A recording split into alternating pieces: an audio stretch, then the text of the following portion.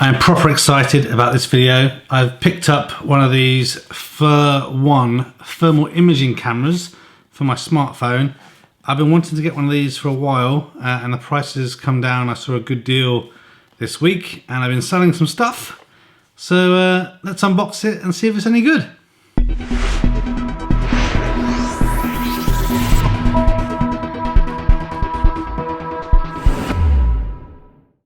So maybe it's every geek's dream to have a thermal imaging camera or what, I don't know. But I've been interested in these since whenever it was that I first found out about Flir. I can't remember where it was, maybe it was a CES thing or something, but I remember reading and seeing some reviews on some of their early equipment. It was really quite expensive then. I mean, these are still really expensive, a couple £100.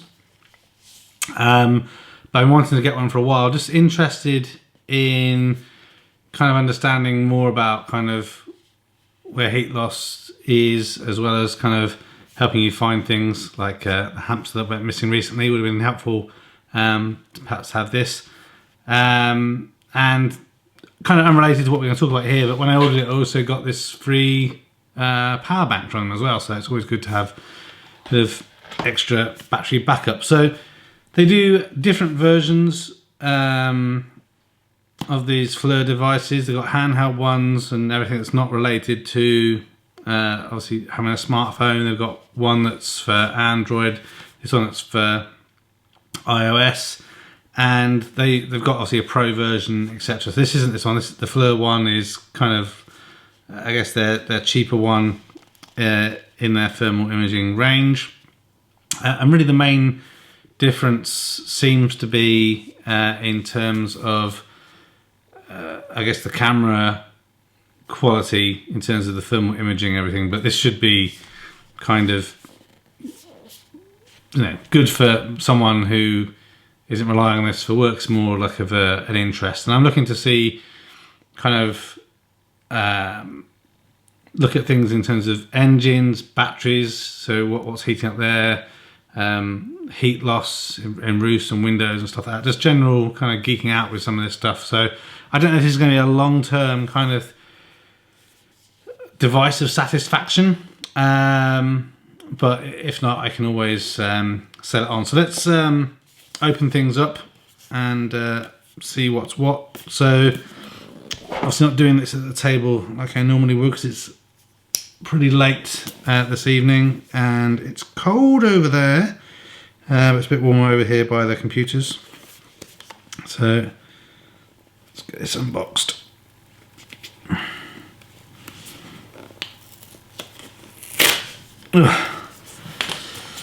Okay, not the best unboxing experience, as you said, but got the knife on it. Okay, so let's open it up inside, see what we've got. Okay, so it comes in this nice little case.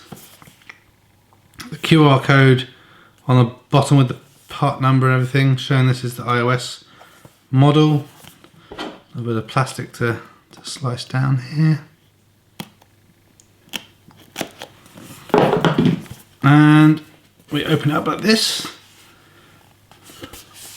See the heat. What's inside here? Okay, so we'll come back to this in a moment. So inside this little pouch, there's like there's a foam coating on there, which I guess is to protect the camera whilst it's in the box for transit. Little thank you note from Frank Panisi, who's the vice president over there. So let's put that to one side. And some notice that I should read and take note of that we'll look at later. And then a quick start guide. So I've never used one of these before, so I definitely will need to kind of go through that and check that out as we go through the video so that I know what I'm doing. Now let's have a look at this little camera itself. So it's really kind of small. Obviously just trying to think what I've got for comparison. Obviously the phone is just charging at the moment, so once we get the phone plugged in, you'll be able to see for comparison. So off the top of my head, what have we got here? So there's a couple of cameras. I'm assuming the top one, or the one on this side, is the thermal imaging one, and then that's a conventional camera. I think they use that for kind of working out depth of field, etc. QR code on there, part number, and obviously this is a lightning connector here. I don't know if this is supposed to do something. Oh, so this little Tony knob raises and lowers the height of the connector. So if obviously you've got a case on your phone, that's going to be protruding a little bit, so you can use this to adjust to fit that on, which is nice. I know you can get extension plugs for that if you've got like a really big case. It's like a battery add-on, so that's really cool. I don't know if there's anything still in the box, as it feels a bit weighty, so let's pop this out. Cool, so we've got a USB-C cable. Okay, so there's a USB-C port on the end there. Not sure if that's for charging or what, so I put those to one side. And then also in the box, aha, there's a nice case for this to be stored in. So I guess there's a little pouch for the USB-C cable, and then an elasticated section that you can keep the Flir One in, just like that. Awesome. Right, so what I'm going to do, I'm going to have a quick look at this quick start guide, get my phone with a bit more charge in it, then we'll plug this in and kind of see what it looks like. I'll be right back. Okay, so the information here wasn't really that great. There's a QR code in there that just takes you to the product webpage, and you probably already know about that because you bought the product. So I just downloaded the Flir One app from the website, and kind of this is what I am seeing.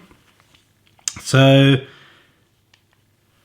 basically it says, obviously I've got to plug this in, and looks like I'm going to have the option to take photos, do time lapses and videos with this. So it shows me plugging it in with the screen obviously facing me and the cameras facing me. So I do have a case on here, so we'll adjust it just a little bit to protrude so that it's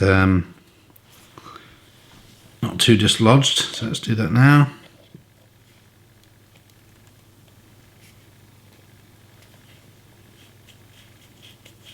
Okay, don't need to adjust it at all. Well, look at it.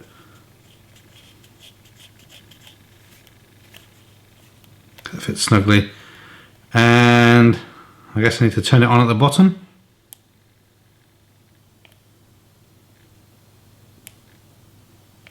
I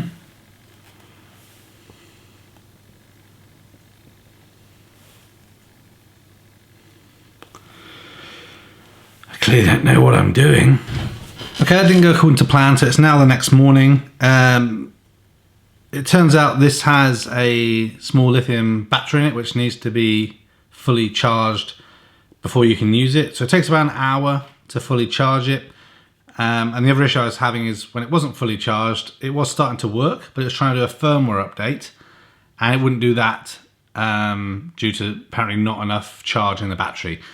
I tried waiting until it was 50% charged, still the same issue. Waiting until it's 70% charged, still the same issue. So I just left it overnight and then plugged it in, and now it seems to be working. So the quick start guide that comes in the box is useless, but there is a little bit of information online that kind of confirms that you need a 1 amp power source to charge this, and kind of how to get things working. So whilst it's charging, if you guys can see here, there is a little green light that flashes when it's charging, and it goes constant green when it's fully charged like it is now. I kind of assumed in a way that it took power from the battery of the phone through the lightning connector, but it doesn't. It uses its own power source, and that's probably actually a good thing. You know, if it's going to be quite energy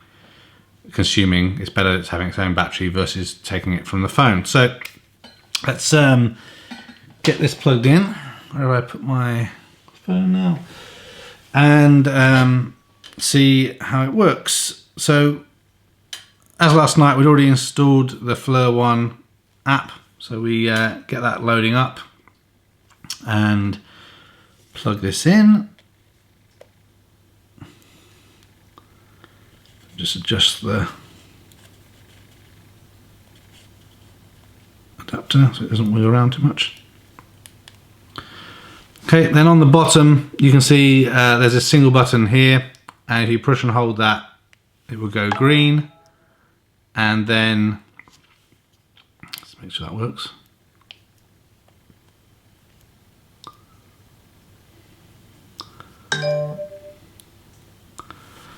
And now it is doing something. So let me do a video on here at the same time, see how that works. So there's a few things going on in the app. So as we can see, obviously the thermal imaging is working. We have this kind of little menu item on the side where we can see patterns, the MSX distance, lock screen, and selfie mode. So this is doing a few things. The palette mode allows you to change the coloring in terms of, you know, how the thermal imaging is looking. The MSX distance is doing a couple of things. So as well as using the thermal imaging camera, it's also using the other camera, I should say, not the onboard camera, but the other camera that's built into the Flir to help understand distancing, to improve the quality of the image. So in low light or high light, it's doing different things to improve the image quality. And that's kind of like the thin kind of white outline that you can see, where it's increasing the quality of the image through that other camera. Lock span, that's obviously just locking orientation and what have you. And then selfie mode is basically, obviously, when you're looking at yourself, you can press that button, it's kind of doing that mirror reverse that you'd be probably familiar with when you kind of look at yourself on a webcam or what have you. So those things are all pretty straightforward. We have the options obviously for video, photo, or time-lapse mode. Right at the very top is the battery meter reading, so it's saying it's got 93% in there right now. Then we have the menu screen. So they recommend you create a Flir account so that you can store, you know, images and share them in the cloud and what have you. I haven't done that yet. Then if we go back to camera, then we got a couple of other things. There's this kind of target icon, and when you click on that, you get a temperature sensing crosshair in the middle. So basically, wherever that is pointing, you will get a real-time temperature reading in Celsius of kind of what the heat is of that thing in the middle, which is quite good. Then there's a torch. That just activates the torch on the phone. And then there is this countdown timer. I guess that's for when you're taking photos, right? So you can prop this up somewhere, and then 3, 2, 1, it will take a picture. Then there's this other icon, which I'm not quite sure what that does. Maybe before the end of the video, we can have a look. It's like it kind of refreshes the image or something. I don't know if it's doing something based on different heat or what have you. So it's quite cold in the office. So it's, what day is it now? 22nd November. Winter's probably here in the UK, and the office is only heated by a small electric heater. But what we'll do is I put this into video mode now, go for a little wander around the house, take a look at a couple of things, some examples of kind of where you might use this, identifying, you know, excess power out of 4-gang plugs or your fuse box, radiators, that sort of thing, and then kind of come up with a little summary to finish the video off.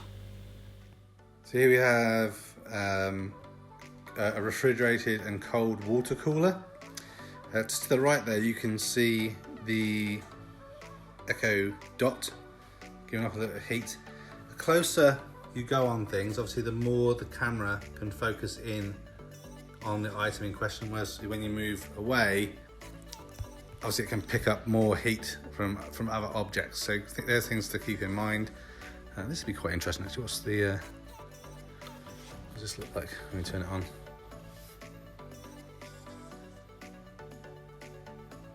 Plasma ball, not really showing up too much, but open up that's a little bit. Here we have the 2 kilowatt panel heater we have here in the cave, so you can see obviously where the heat is pouring out of that. We're looking around. So if we look at the ceiling, that's quite interesting. So you can see the rafters and obviously where the insulation is in between that, and it's obviously retaining heat, which is good. Looks like there is, so that's interesting. So above the lights, obviously you can see that that's where we are losing a little bit of heat. So these are quite interesting to be able to work that out.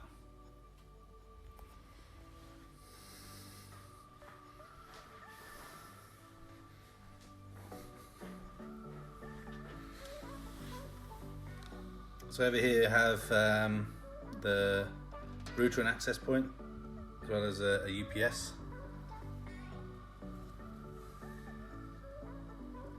And down here is a fridge, which is nice and cold.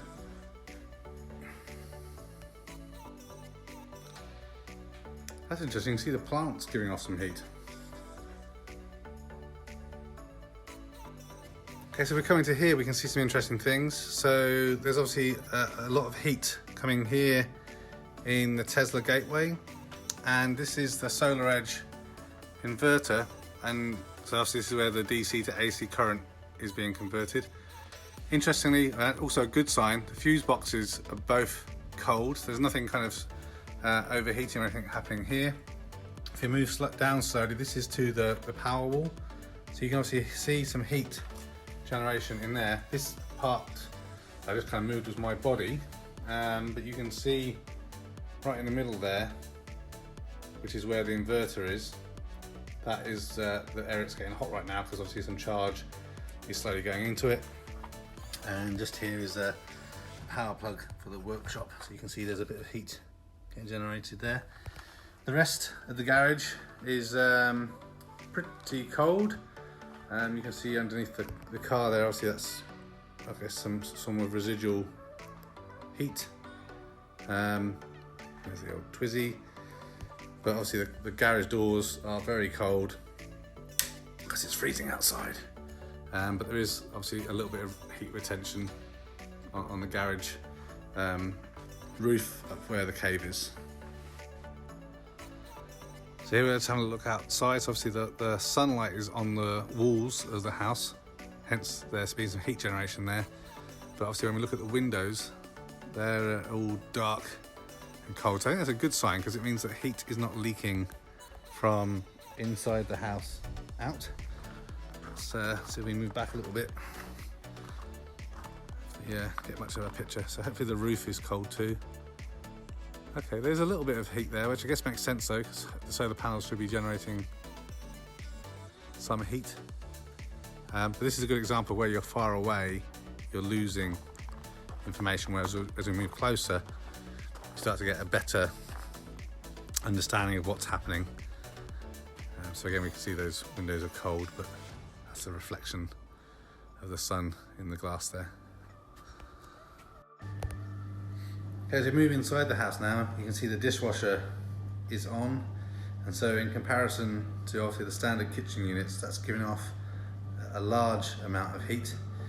I wonder if we look in the cupboard if we can see anything in terms of pipe work, because that would obviously signify there'd be hot water coming out of the dishwasher, which you can see there. So that's the drainage pipe from the dishwasher. So obviously when hot water is getting drained from there, we can see that going through, and obviously how the water is collecting that pipe.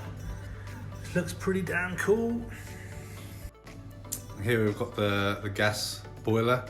So this is just turning on. You can see obviously the hot water pipe going up into the ceiling there, and obviously the residual heat from the boiler. That will start to heat up more now as I've just kind of kicked it in. Okay, here's where I keep some of the network gear. So you can see that actually the brightest light there is my Ubiquiti secure gateway. That's giving off a good amount of heat. See if we can use the temperature button. I'm not sure this is showing up on the camera now, but as I move this around and focus that onto the secure gateway, that's generating about 39.5 degrees Celsius of heat. I've actually moved this across to my NAS, which is just kind of sitting around actually being quite cool, which is pretty nice. That's around 21 degrees, so a good difference there. So here's a good example. You can see obviously where the front door is, so the walls got nice heat retention in there. The door isn't actually too bad. Obviously in the windows and the letterbox, obviously that's where I'm losing the most of the heat, and obviously around the seals here. So this just helps, I guess, identify where you have some energy leakage. Some things you may be able to do something about it. Some, you might not be able to, but there's a reflection on my body. So this is quite interesting. So you need to identify your hot and cold pipes. Obviously you can touch them and you'll quickly verify what is hot and cold. But you can see here really easily what the hot and cold pipes are out of the hot water tank and the radiator and everything. Kind of cool. So another thing that's obviously quite interesting, if we look at the radiator, I know that obviously the pipes run up in the wall around here somewhere. So if we move a bit closer, as that gets hotter, yeah, we can see there's obviously definitely heat coming from within the walls here. So if the heating's been on for a while, I'd imagine that would be a lot clearer heat pipe that would be visible from there. As we can see here, the pipes themselves aren't actually that warm right now, but obviously as they heat up, that would become a lot clearer, and we kind of make it out up here into the ceiling. And of course this wouldn't be complete without a thermal imaging kind of selfie video. Okay, so that was a few samples of what you can do with this Flir thermal imaging camera. So I think it's a combination of definitely a geeky item. I don't see this as something that you're going to be using kind of every day after your initial purchase, but I think it's definitely something interesting to kind of check out, especially like if you've got kids. I think they're going to get a good kick out of kind of looking at some of the stuff with the thermal imaging camera. It's also good to help them understand kind of how heat dissipates, etc. But I'm definitely planning to kind of do a bit more analysis about kind of how efficient the house is, where heat's being lost or what have you. And I think it's just going to be one of those things that it's kind of handy to have from time to time. So I guess I'll mention in the future, just in kind of vlogs or what have you, in terms of how useful this is and if it's still beneficial, and if not, obviously, as all these things, we can sell them and let someone else get the benefit from it at a slightly reduced price. But as I say, I'm happy I picked this up at a bit of a discount anyway, Black Friday and everything, but I'll put a link in the description if you're interested in getting one. I think the thing that I found is it does eat the battery relatively quickly. So just from, I guess, 10 minutes of playing with it, the battery had gone down to like 48%. So it does eat through it pretty quickly, but the imaging is pretty good. Obviously, if you aren't happy with the image quality, you need to consider going for the Pro version, which obviously increases the cost. But I think this would be quite interesting to also look at on car engines, battery cells. So that's sort of some things that I'll look at in the future probably, and I probably may include those in some of the other videos with a Twizy or what have you. So hopefully it was helpful. Allows you to make a bit more informed choice if you think about getting up one of these Flir thermal imaging cameras. They're definitely a lot of fun. Obviously not super cheap. I bought this also by selling some of my other stuff, which I'll talk to you about in a different video. But yeah, the Flir One Generation 3 iOS edition. Thanks for watching this video. A thumbs up would be really appreciated. If you're interested in other geek type videos, please consider subscribing to Spectrum Geeks. Why not also follow us on Facebook, Instagram and Twitter. And before you leave, why don't you check out one of these other videos that may be of interest. Thanks again for watching.